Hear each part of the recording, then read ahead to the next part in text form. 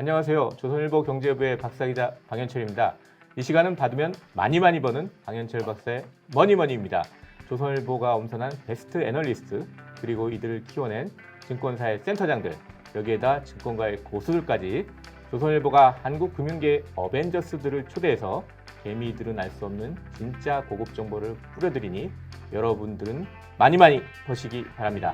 그러면 방현철 박사의 머니머니 시작하겠습니다. 자, 오늘 초대 손님으로는 이남우 전 메릴린치 한국 공동대표님 모셨습니다. 안녕하세요. 네, 안녕하세요. 네. 잠깐 제가 이제 프로필을 짧게 좀 소개시켜 드릴 텐데요. 전 예전에 이제 메릴린치 한국 공동대표를 하셨지만 지금은 연대 국제대학원에서 객원 교수를 맡고 계십니다. 예. 한 30년간 국제 금융만 뭐 현역으로 한 30년 활동했죠. 전문가시죠. 예. 짧게 프로필을 말씀드리면 JP 모건 홍콩 아시아 태평양 본부 부사장 하시고 그리고 삼성증권 초대 리서치 센터장 하시고 그 이후에 이제 아까 말씀드린 메릴린치 한국 공동대표 하시고 그다음에 회사도 하나 세우셨어요. 리캐피탈 투자자문 하시고 그때 맨그룹에서 투자 받은 걸로 또 유명하고요. 그다음에 노무라 증권 아시아 고객관리 총괄 대표도 하시고 토러스 투자증권에서 또 영업 총괄 대표도 하시고 쭉 대표를 많이 하셨습니다. 이 주식 해외 주식이나 국내 주식 다 엄청난 전문가다 이렇게 소개해드리면 되겠습니다. 자, 오늘 저희가 이제 얘기해 볼 주제는 좋은 주식 뭐냐 이겁니다. 왜냐하면 제가 왜 이남우 교수님을 모셨냐면 이 최근에 책을 한 권 내셨어요. 좋은 주식, 나쁜 주식. 아이고 쑥스럽습니다. 그래가지고 이 좋은 주식 고르는 법에 대해서 좀 쓰셔가지고 그동안에 이남우 교수님이 쌓았던 그 노하우를 한번 우리가 전부 다 전수를 받아볼까 해서 모셨습니다. 이남우 교수님이 보는 좋은 주식은 뭡니까 그냥? 그러니까 개념을 한번 정의를 해보면 장기간에 걸쳐서 예측 가능한 두 자릿수의 투자 수익률을 가져다주는 주식을 저는 좋은 주식이라고 이제 정의를 하고 있습니다. 그래서 이제 조금 더 부연 설명을 드리면 이 장기적으로 그 다음에 예측 가능한 이 두 가지 말이 중요한데 결국 이것은 투자와 투기의 그 차이를 설명하는 거거든요. 우리가 더치코인을 트레이딩하는 것은 장기적인 관점에서 하는 게 아니고 예측 가능하지도 않죠. 그러니까 장기적으로 예측 가능해야 되고 그 다음에 이제 두 자릿수 최소한 한 10% 연수익률이 이제 장기간 나야 된다는 의미는 주식은 위험 자산이죠. 그래서 이제 원본이 날아갈 수도 있어서 장기간에 한 연 10% 정도 수익은 충분히 나와야지 나의 그 리스크를 충분히 정당화할 수 있는 거고. 그 다음에 이제 투자 수익률은 이제 우리도 조금 한국에도 이제 그런 개념이 점차 정립돼야 되는데 우리가 주가 변화, 주가 상승만 놓고 나의 수익률을 계산하는데 주가 상승뿐만 아니라 그 동기간에 받은 배당을 계속 재투자하는. 그러니까 이제 삼성전자 주주들은 작년 연말 기준으로 주주들은 올해 4월에 통장에 현금 배당이 입고가 됐어요. 이제 그런 것을 또 다시 삼성전자에 대투자하는. 이제 그게 이제 복리의 그 마법 같이 이게 작용을 하거든요. 그래서 이제 그렇게 조금 더 기술적으로 제가 좀 더 정의를 한번 해보겠습니다. 근데 사실 수익률이 두 자릿수 나온다는 거 엄청난 거잖아요. 사실 요새 같은 저금리 시대에. 근데 평균적으로 두 자릿수가 나온다는 그러니까 얘기죠. 뭐 5년, 10년을 볼 때. 왜냐하면 미국의 주식을 보면 시장 전체로 지난 30년, 50년, 100년 하여간 각각 연 10%의 투자 수익률을 투자가한테 안겨줬습니다. 한국은 이제 우리나라 주식 그보다 성과가 못하지만 그래서 그러한 좋은 기업, 좋은 주식을 골라야지 충분히 주식 투자의 어떤 리스크를 상쇄해 준다. 저는 그렇게 생각합니다. 좋은 주식이라면 그럼 예측 가능하게 두 자릿수 수익률을 내주는 주식이라고 하셨는데 그럼 그 좋은 주식 고르려면 어떻게 해야 됩니까? 책에 보면 4가지 질문을 하나 소개해 주셨던데요. 이런 질문 던지라고. 네네. 그래서 일단은 그 소속돼 있는 그 회사의 제품과 이제 서비스가 속한 업종이 이미 규모가 어느 정도 크고 장기적으로 계속 성장을 많이 해야 됩니다. 그러니까 업종이 되게 중요하다는 얘기죠. 두 번째는 그 제품의 그 경쟁력이 뛰어나고 네. 그다음에 차별화되고 그래서 비즈니스 모델이 아주 우수한 것을 의미하고 그다음에 이제 세 번째는 그 기업의 경영진뿐만 아니라 이제 그 인력들이 아주 우수한 그러니까 그 인력이 우수한 이제 그러한 요소가 세 번째고 마지막으로는 그 기업의 문화가 아주 좋아야 됩니다. 그래서 리스크 테이킹을 하는 문화, 그다음에 서로 협력을 하는 문화, 기업 문화가 되게 중요합니다. 좋은 산업에서 좋은 제품을 경쟁력 있는 제품을 만드는데 그걸 만드는 사람들이 훌륭한 인력이 만들어야 되고 그 훌륭한 인력들이 같은 문화를 같은 가치 체계를 공유해야 된다. 이렇게 좀 정리를 할 수 있겠네요. 네, 그렇습니다. 예. 근데 약간 지금까지 한 얘기는 그냥 약간 들으면 뭐 좋은 건 알겠는데 그걸 실전에 응용했을 때는 과연 어떻게 되느냐 이게 더 궁금하거든요. 사실 뭐 좋은 그렇습니다. 얘기는 다 누구나 할 수 있잖아요. 근데 네, 그렇죠. 딱 실전에 이 주식이 좋은 주식이냐 아니냐 이런 걸 판단하는 때 어떻게 되느냐 이게 중요할 것 같은데 책에도 좀 소개를 해 놓으셨는데 그 미국의 그 유명한 기술주들 팡이라고 그러죠. 팡 주식하고 빅테크 주식들하고 삼성전자 요걸 가지고 한번 이남우 교수님이 얘기한 이런 기준, 좋은 주식이라는 기준을 가지고 한번 평가를 한번 해보도록 하겠습니다. 네, 그러시죠. 예. 먼저 팡 하면 페이스북, 애플, 아마존, 뭐 넷플릭스, 구글 뭐 이렇게 얘기가 되는데 그렇죠. 페이스북부터 한번 들어가 볼까요? 예, 그렇죠. 예. 페이스북이 좋은 주식이라고 생각하시겠죠? 당연히.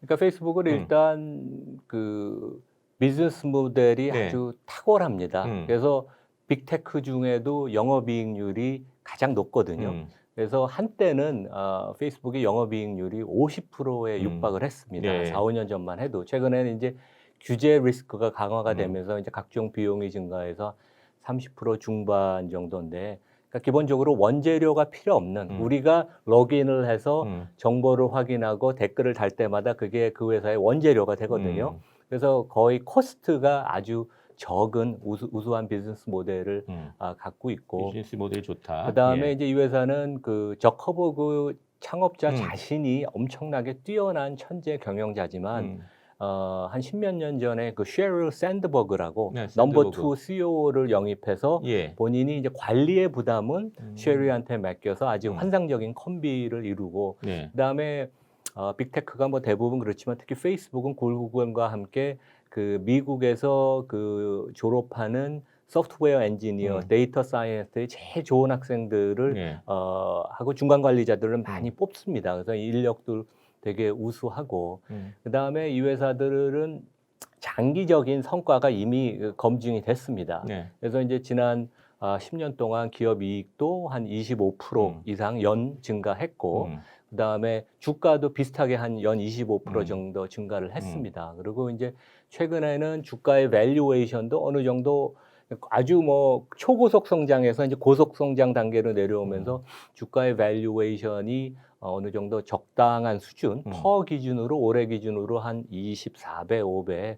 그러니까 뭐 과도하진 않습니다. 그래서 제 생각에는 향후 5년 동안 보면 연 한 15에서 20% 성장은 무난하게 할 건데 물론 배당은 안 줍니다. 왜냐하면 고속 성장을 하고 투자를 많이 하다 보니까 배당을 줄 필요가 굳이 없어서 배당을 안 하는데 리스크 리워드가 상당히 유리한 빅테크 중에서도 상당히 계속 그 좋게 제가 보는 그런 종목으로 저는 생각을 합니다. 아까 주신 네 가지 기준에 딱 다 맞는 거네. 그러니까 경영진도 우수하고 제품도 좋은 서비스를 주고 있고 차별화돼 있고. 네, 그렇습니다.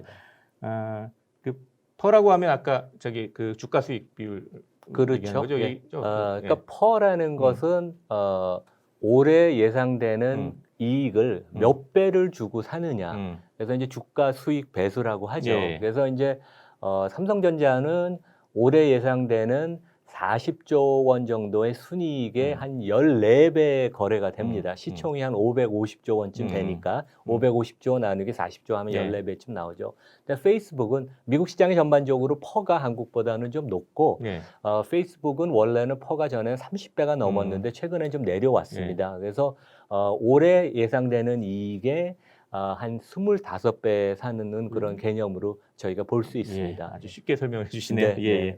그렇게 해서 페이스북 들어봤고요. 그러면 다음으로 그 아마존을 이제 좋은 주식이냐 기준에 따라서 평가를 해보면 어떨까? 이거 한번 들어보겠습니다. 그러니까 아마존은 제가 빅테크 중에 가장 좋아하는 기업입니다. 그러니까 예. 성장성도 가장 높고 주가 상승 여력도 앞으로 제일 높다고 보이고 거꾸로 이 회사는 퍼가 빅테크 중에 가장 높은 50배지만 네, 너무 오히려 비싸다고 생각할 수도 리스크는 있겠네요. 저는 예. 적다고 생각합니다. 왜냐하면 이 회사가 전자상거래하고 예. 클라우드 비즈니스를 하고 이제 뭐 AI 광고 이런 이제 좀 다른 비즈니스도 있는데 뭐 각 사업 분야의 독점적인 1위 업체이고 지난 10년간 보면 매출액, 이익, 현금 흐름, 주가 거의 연 30%씩 올랐습니다. 예. 그러니까 초고속 성장을 놀라운 했죠. 성장이죠. 네, 예. 그리고 앞으로도 5년에서 한 10년 정도는 한 30에서 한 35% 성장은 무난하지 않나 월갑 애널리스트들이 분석을 하고 있습니다. 그래서 지금 50배의 펄을 우리가 주고 사도 성장성이 워낙 뛰어나기 때문에 그 자체가 이렇게 과도하다고 저는 보지 않습니다. 그리고 제프 베조라는 뭐 아주 21세기 어떻게 보면 최고의 그 경영자인 것 같아요. 이제 이분이 창업을 했고 여기까지 만들어 왔고 이제 최근에 다음 달에 이제 공식 CEO 역할에서는 물러나지만 이사회 의장을 맡아서 맡죠? 이제 회사의 큰 그림은 예. 계속 그 본인이 이제 관여를 하고 그다음에 이제 앤디 제시라고 회사를 20년 이상 같이 경영해온 공동 동반자 같은 예. 그러니까 그 AWS 클라우드를 맡았던 서비스 사람이 맡고 있는 이제 분이죠? 내부에서 예. 발탁이 돼서 뭐 계속 그 경영진은 아주 우수한 것 같고요. 그다음에 여기도 뭐 그 창의적인 문화 그다음에 혁신 이런 문화가 아주 계속 유지가 됩니다. 예. 그리고 특히 빅테크 중에도 리스크 테이킹하는 컬처가 가장 그 유지가 돼 있다고 저는 보고 있습니다. 그래서 조금 어떻게 보면 이제 비싸 보이지만 오히려 그 고속 성장을 감안을 하면 제가 보기에는 오히려 빅테크 5개, 6개 종목 중에 가장 저평가돼 있고 오히려 규제 리스크도 지금 빅테크가 너무 플랫폼이 막강해서 항상 규제 리스크가 특히 바이든 행정부에서 많이 나오는데 소비자한테 그 좋은 선택의 결과를 항상 갖다 주기 때문에 계속 가격을 낮추는 그런 그 비즈니스 모델이기 때문에 규제 리스크도 오히려 저는 제일 적다고 봅니다. 그렇게 해서 이제 페이스북, 아마존까지 알아봤고요. 다음에는 구글로 좀 한번 넘어가 보죠. 예, 네, 그러죠. 예. 구글은 이 좋은 주식이라는 기준에서 보면 어떤가 평가를 한번 해보겠습니다. 구글의 모 회사인 알파벳이 상장이 돼 있는 네, 거죠. 그렇죠. 예, 이제 구글은 2004년에 상장이 돼서 이제 2014년에 이제 지주회사 체제로 알파벳으로 만들어져 있고 지금은 이제 구글은 검색 엔진도 있고 여기도 이제 클라우드에 최근에 진출을 했고 뭐 AI, 자율주행 다양한 사업을 하지만 아직까지도 매출액의 한 80% 이상, 그다음에 이익의 100% 이상이 광고, 온라인 광고 수입입니다. 그래서 어떻게 보면 페이스북하고도 비즈니스 모델이 비슷한데 구글은 구글의 검색 엔진이 전 세계에서 90% 이상 마켓시어가 있고 거의 뭐 한국 같이 몇 나라만 그 로컬 네이버랑 지금 구글하고 좀 싸우는 양상이죠. 검색 엔진을 두고요. 그리고 이제 유튜브라고 저희가 뭐 거의 매일 쓰는 아주 파워풀한 그 플랫폼이 생겼고 그래서 비즈니스 모델이 여기도 뭐 페이스북 못지않게 굳건하고 그다음에 지난 뭐 10년 동안 여기도 한 20% 이상 성장을 했습니다. 그래서 성장이 조금 둔화될 건 같아요. 그래서 향후 5년 연 한 15% 정도 저는 성장을 기대하는데 이러한 거의 뭐 독과점적인 그 비즈니스 모델을 갖고 있고 그것이 깨질 가능성은 저는 없다고 봐서 여기는 퍼가 페이스북보다는 좀 높은 한 28, 9배 올해 이 기준으로 그리고 1분기의 실적을 보면 뭐 어마어마합니다.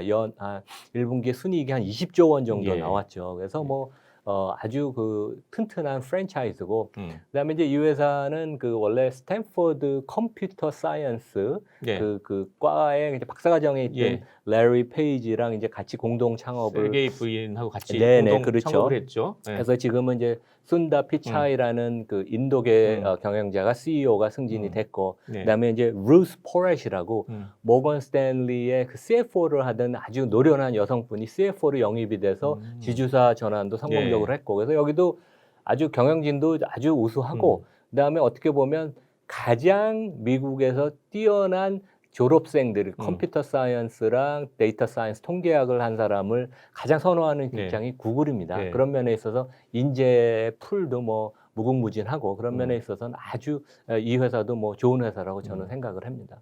미국 저기 대학 저기 졸업할 대학원 이렇게 컴퓨터 전공하신 분들은 아주 좋겠어요. 페이스북도 좋고 구글도 좋고 뭐 갈 데가 많고요. 아마존도 그렇고. 다음으로 이제 좀 비교해 볼까요? 애플인데 애플하고 그냥 애플만 보면 우리 감이 좀 안 올 테니까 애플하고 삼성전자를 한번 비교하면서 그렇죠. 얘기해 보면 어떨까요? 예.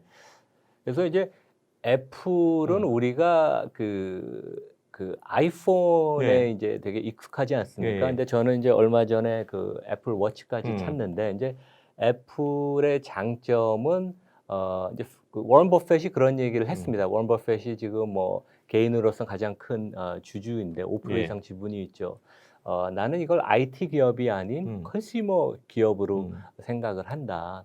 그래서 이제 그 생태계를 우리가 살펴볼 필요가 있습니다. 이제 애플이 만든 생태계를 해야 된다. 그래서 이제 iOS라는 애플의 그 오퍼레이팅 운영 체계를 사용하는 기기, 그러니까 이제 이런 그 아이폰이나 애플 워치를 사용하는 그 사용자가 전 세계에 10억 명이 넘고, 이 사람들이 15억 개 이상의 기기를 사용합니다. 어마어마한 생태계고 충성도가 높아요. 보통 재구매율이 90%가 넘고, 그 다음에 이것을 근간으로 최근에는 이제 서비스 부문, 그러니까 이제 그 리스크도 적고 마진이 더 높고 경상적인 이익이 발생하는 이런 그 서비스 부문이 더 굳건하고, 그래서 애플은 그 플랫폼 기업으로 저희가 보는 게 맞습니다. 그래서 이제 최근에 이익이 1분기에 한 25조 원 이상 났죠. 올해 한 100조 원 정도 순이익이 난다고 이제 월가에서는 전망을 하는데, 그것의 가장 근간은 이러한 그 파워풀한 생태계.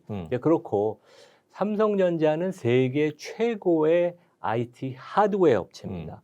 그래서 삼성전자가 만드는 제품들은 거의 모든 부분에서 압도적인 그 경쟁력, 세계 1위. 그렇죠. 그러니까 실제 뭐 핸드폰만 애플에 이어서 2위인데 그러한 그 업체이지만, 이제 반면에 삼성전자의 발목을 붙잡는 것은 하드웨어 업체이고 연 30조 원 이상을 설비 투자를 계속해야 되는. 그러니까 이제 시장은 특히 이제 국제금융 시장은 그 자본 집약적인 비즈니스 모델을 별로 안 좋아합니다. 그래서 이제 소프트웨어 중심, 그 다음에 서비스 중심, 이제 이러한 기획, 디자인 이런 거를 하는 회사를 좋아하고, 실제 제조하는 회사들에 대해서는 좀 디스카운트를 하는데, 삼성전자는 자기 분야의 최고지만 이러한 그 디스카운트 요인이 있어서 애플은 퍼가 올해 한 24배, 5배, 그러니까 주가 수익 배수가 그러는데 삼성전자는 한 13배, 14배쯤 돼요. 그렇죠. 그래서 그 차이는 어떻게 생각하면 합리적이라고 생각되고, 그 정도 격차는 저는 유지된다고 보입니다. 그리고 뭐 애플도 팀 쿡이라는 사람이 스티브 잡스에 비하면 창의력 이런 건 떨어지지만 아주 그 시장과 교감하는 능력이 뛰어나고 주주 친화적입니다. 그래서 애플의 그 주주 환원 정책은 뭐 모든 월가의 기업들이 요즘 다 따라하고, 그 다음에 반면에 이제 삼성도 그런 거버넌스에 문제가 있었지만 최근에는 이제 엘리엇하고 한번 그런 그 혹독한 그 시련을 겪고 나서 최근에는 삼성도 조금 주주 친화적으로 이제 배당이 지금 꾸준한 증가하는 모습을 보여서 그런 주주 친화 정책들 많이 그런 발표하고 면에서는 있어요. 선순환이 되고 있습니다. 그렇게 해가지고 지금 이제 이 교수님이 얘기한 그 좋은 주식을 보는 이제 4가지 기준, 이제 산업을 보고 거기에 어떤 차별화된 제품을 만드나 보고, 또 경영진을 보고, 뭐 그 기업 문화가 어떤지 보고, 이 4가지를 봐서 평가를 하셨는데, 그 실전을 돌아가가지고 페이스북, 아마존, 구글, 애플, 삼성전자까지 이제 5개 기업을 한번 쭉 알아봤습니다. 그렇다면 이제 어떤 주식을 사야 하나, 이거 좀 정리한다면 어떻게 말씀하실 수 있어요? 그러니까 개인 투자가한테는 이런 말씀을 드리고 싶습니다. 그러니까 우리가 실제 경험하는 우리가 사용하는 제품이나 서비스를 만드는 그런 기업을 투자하는 것이 가장 리스크가 적다. 왜냐하면 우리가 모르는 아주 복잡한 바이오 기업이나 첨단 그 엔터프라이즈 소프트웨어 같은 회사는 우리가 이해하기도 어렵죠. 그래서 네. 실생활에서 우리가 경험하는 그래서 뭐 애플 제품을 저는 나오는 것들은 거의 삽니다. 그리고 저는 애플 카가 나온다면 저는 별 주저함 없이 구매할 것 같아요. 네. 왜냐하면 애플의 그 브랜드 가치, 그다음에 애플 제품에 대한 신뢰가 굳건하게 돼 있으니까. 삼성전자도 마찬가지고. 그래서 우리가 실생활에서 쓰면서 그 제품의 경쟁력을 우리가 피부로 느껴서 이 제품은 진짜 탁월한 경쟁력이 있고 비즈니스 모델이 뛰어나고 그 회사의 그 경영진도 뛰어나다는 걸 우리가 체험하고 알면 그 기업은 주식을 일시적으로 좀 비싸게 사도 장기간 들고 있으면 꾸준한 수익을 냅니다. 근데 이제 그렇지 못한 회사는 시장이라는 건 항상 리스크가 있어 주가가 빠질 수도 있는데 주가가 빠질 땐 당황하게 되죠. 그래서 우리가 경험하는 회사의 제품 서비스를 중심으로 하여간 우리가 판단하는 게 가장 중요하다고 저는 생각을 합니다. 좋은 주식 주변에서 찾아라 이런 말씀이네요. 맞습니다. 예. 주식 투자할 때 가장 어려운 게 사실 파는 거예요. 그렇습니다. 예, 사는 건 뭐 다 살 수 있는데 좋은 주식 주고 살 수 있는데 그러면 언제 팔아야 되냐 이런 질문을 한다면 어떻게 대답을 하시겠어요? 그러니까 어떻게 보면 뭐 아주 좋으신 질문인데 크게 두 가지인 것 같습니다. 첫째는 내가 그 주식을 샀을 때 그 어떠한 그 기본 가정들이 있을 겁니다. 그 가정들이 깨지면 내가 그 기업을 좋아하는 이유가 깨지면 팔아야 될 거고 두 번째는 밸류에이션, 주가가 너무 이제 비싸지면 고평가되면 좋은 기업이라도 그러니까 테슬라 같은 경우가 이제 그런 경우였죠. 그래서 제가 좀 더 부연 설명을 드리면 삼성전자를 내가 사는 이유는 크게 세 가지입니다. 메모리 시장에 아주 압도적인 그 경쟁력을 가진 최강자. 두 번째는 세계 최고의 IT 하드웨어 인력을 계속 채용을 하고 있고 지금도 갖고 있고 이들에 대해서 아주 높은 보상을 해서 계속 잡아두는 그런 요인. 그래서 세 번째는 그 강한 실천력이죠. 제 친구 중에도 지금 삼성전자 사장이 한 명 있는데 이 친구는 뭐 일주일 내내 일합니다. 그러니까 뭔가 목표를 정하면 달성하고자 많은 그 강한 실천력. 근데 이 세 가지인데 이 세 가지 중에도 뭐가 하나가 깨지면 주저함 없이 내가 삼성전자 들고 있는 걸 팔아야 되겠죠. 그리고 주가의 밸류에이션이라는 거는 저는 이렇게 생각합니다. 이게 뭐 쉽게 표현하기는 어려운데 올해 퍼만 갖고 판단하는 게 아니라 장기적으로 한 5년 정도 이 기업이 어느 정도 성장을 하느냐. 그래서 5년 동안 연 한 10% 성장하는 회사의 퍼가 20배, 30배가 되면 그러니까 저는 쉽게 생각하는 게 이 회사의 장기 성장률 대비 그 회사의 지금 퍼가 2배, 3배가 넘으면 조금 약간 옐로우 사인, 그러니까 이제 레드 시그널이 이제 온다고 생각해서 약간 너무 주가가 고평가되는 게 아닌가 이제 그런 생각을 할 수 있습니다. 그래서 올해 이익뿐만 아니라 장기적으로 5년의 이익 대비 올해 퍼가 너무 과도하게 올라가면 조금 고평가의 시그널로 생각할 수 있습니다. 예. 이렇게 해서 이남우 교수님과 함께 좋은 주식 고르는 법 그리고 언제 주식을 팔아야 되는지까지 좀 알아봤습니다. 말씀하신 것 중에 이제 우리 시청자분들이 테슬라 요거 궁금해하실 것 같은데 요거는 제가 이남우 교수님 한 번 더 모셔가지고 좀 자세히 한번 논의를 해보도록 하겠습니다. 자 이렇게 해서 방현철 박사의 머니머니 이남우 전 메릴린치 한국 공동대표님과 함께했습니다. 저희 시청자분들께 마지막 인사 좀 부탁드리겠습니다. 네, 성공 투자하시기 바라고 그 성공 투자의 길은 열심히 분석하고 관찰하고 내가 관심을 갖고 하는 방법밖에 없습니다. 성공 투자하십시오. 네, 지금까지 저는 조선일보 경제부의 박사기자 방현철이었습니다. 이 시간은 받으면 많이 버는 방현철 박사의 머니머니입니다. 그럼 다음 시간에 뵙겠습니다. 감사합니다.